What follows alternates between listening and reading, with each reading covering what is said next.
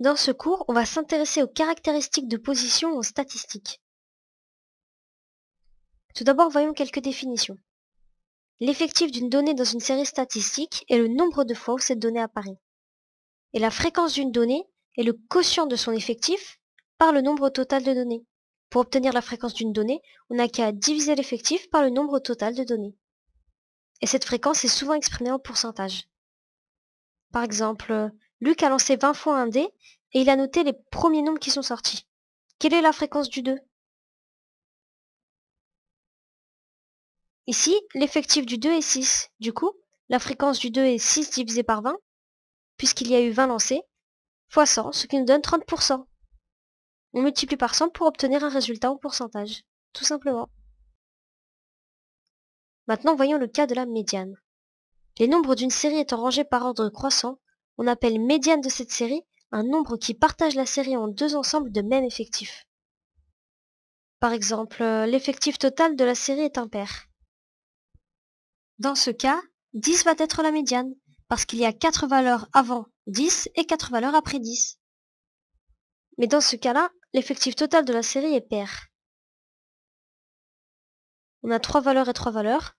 Du coup, on fait la moyenne de 6 et 7 ici, et la médiane vaut 6,5. Maintenant, le cas de la moyenne. Pour bien comprendre ce qu'est une moyenne, on va étudier des exemples. Imaginons qu'au contrôle commun du deuxième trimestre, les notes des élèves de 2 classes de troisième ont été les suivantes. Les élèves demandent quelle classe est la meilleure. Comment pourrait-on leur répondre? Eh bien, pour comparer deux classes, on utilise très souvent la moyenne.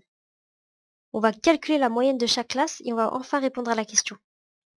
Pour calculer les moyennes, il suffit tout simplement d'additionner toutes les notes et de diviser par le nombre total de notes, soit 21 pour la troisième A et 20 pour la troisième E. La moyenne de la troisième A est de 12. Et la moyenne de la troisième E est aussi de 12. Du coup, les deux moyennes sont les mêmes.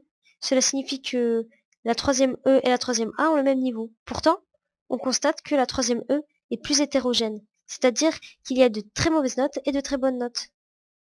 Tandis que la troisième A est beaucoup plus homogène. Les notes se ressemblent plus. Voyons maintenant le cas d'une moyenne d'une série statistique.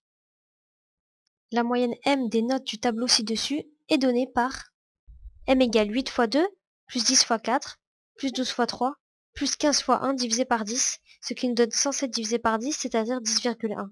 En fait, il s'agit ici d'une moyenne pondérée. On l'appelle ainsi pour indiquer que chaque note est affectée d'un effectif qui constitue le poids de cette note. Ici, pour calculer cette moyenne, on a multiplié les notes par leur poids, soit ici l'effectif, par exemple on a fait 8 fois 2, le poids de 8, plus 10 fois 4, plus 12 fois 3, plus 15 fois 1, et on a divisé par la somme des effectifs. 2 plus 4 plus 3 plus 1 nous donne 10. Voyons un exemple maintenant de regroupement en classe et de moyenne approchée. On a demandé aux 25 membres d'un club sportif la distance D en kilomètres entre leur domicile et le stade. Dans ce cas, il n'est pas possible de connaître la valeur exacte de la moyenne pondérée, puisqu'on n'a pas une distance D en kilomètres donnée clairement, mais un encadrement. Seulement, on peut calculer une valeur approchée en procédant ainsi. On va remplacer chaque classe par son centre. Et on va calculer la moyenne pondérée avec cette nouvelle série. Calculons le centre de la classe. On additionne les deux valeurs qui servent à l'encadrement, 0 plus 1 par exemple, dans le cas de la première colonne, et on divise par 2. On obtient alors le centre de la classe qui vaut 0,5. Pour la deuxième colonne, on va additionner 1 plus 5 et diviser par 2, et on obtient 3, et ainsi de suite.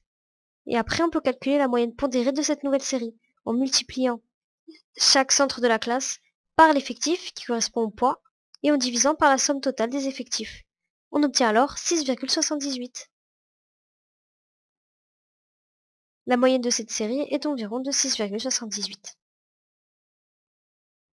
Et voilà, à présent tu sais tout sur les caractéristiques de position en statistique.